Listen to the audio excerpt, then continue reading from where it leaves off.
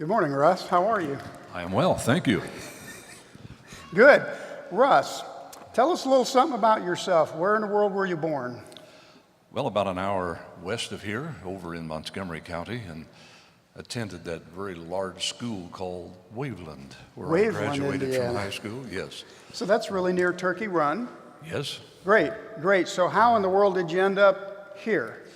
Well, I ended up going to college and becoming a teacher. Okay. And ended up starting my career in Rushville on the opposite side of the state, and later became an administrator and kind of worked my way back this direction.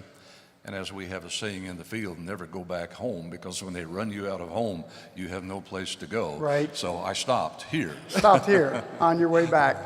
And what was the last job you had before your retirement? High school principal. Okay. Awesome. Awesome. Tell us about your family. Have a wife and 2 children. And the 2 children have 2 children, so 4 grandchildren. Oh, that's terrific. Now, I just have to ask you, were you one of those really mean teachers? I think Myrna and I went to school together. That's what I thought. Did you have a really mean teacher that you can remember? Interestingly enough, the one that was probably my least favorite, but a good teacher, 3rd grade. There's something about that grade, Must I think. be. Maybe they recognized the meanness in us, and thus they knew how to handle Perhaps. us, I think. Yeah. So this past week, a week ago, I should say, our church was involved with a lot of other churches and organizations in a very important project.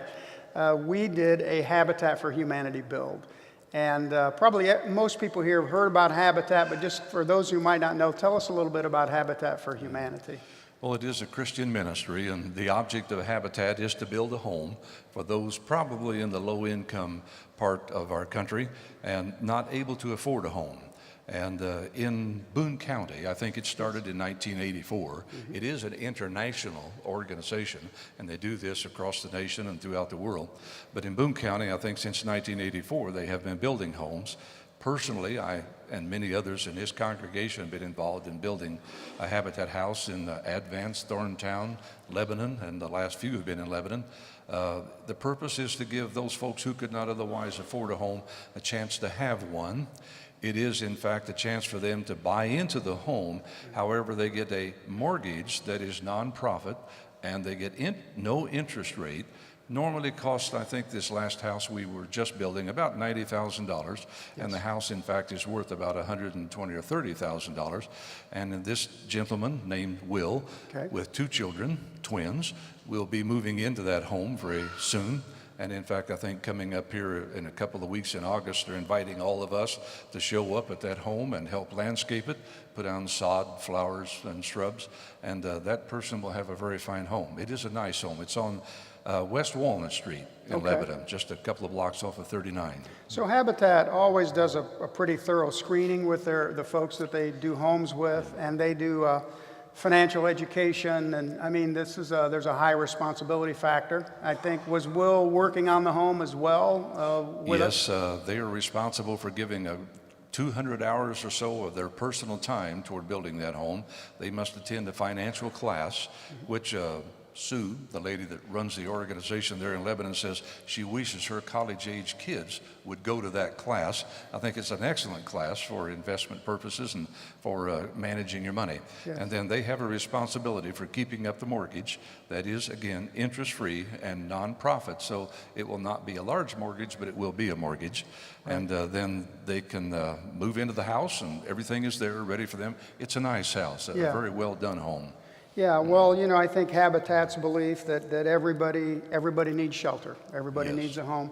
So when you went, what did you specifically work on the day that you were there?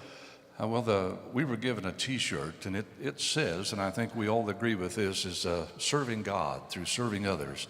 And so we do whatever we're told to do. There is yes. a project manager, and no one can know too little or too much not to work on a Habitat house.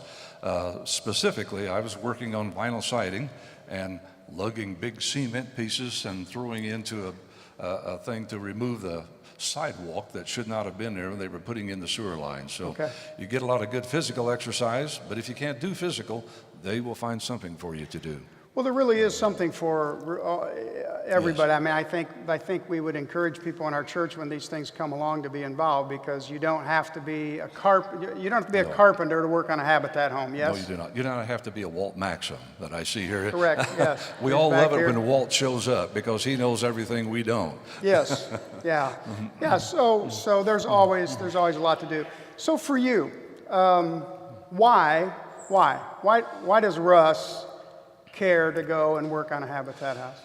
Well, I do have a sense of needing to give back to the many blessings that have been given to me, and particularly through this church where I've been a member for some 35 years. And it is a way for me to, as long as this old body holds out, to work, serve others, and knowing that most of us have been through some hard times and we were glad that someone was there for us, we'd like to be there for them. Yeah. Thank you very much. Are there people here who worked on that house? If there are, could you raise your hand? Is there people in this congregation? Looking around, I see some in the back. Okay. Well, listen, we're glad that you were in this. About how many were there from our church that you remember? We went, I think, about a total of 4 or 5 days. On the day that I was there were 6 of us from this church, and I know each of the other days there were multiple. I know Walt said to me that he served 2 days, and there were probably several with him during that time. I'm going to bet 20 people maybe from this church. At the time that I was there, we were also with the church just north of us, out here, the very large church, and they had 5 or 6 people also. So usually when we are there are at least another church is serving with us. Okay. Well, listen, we're grateful that you went. Thank you for your service. Thank you for representing Zionsville United Methodist Church. We need our hands to be in places that our hearts are, and you were part of that team, and we thank you very, very much. Friends, Russ Hodgkin.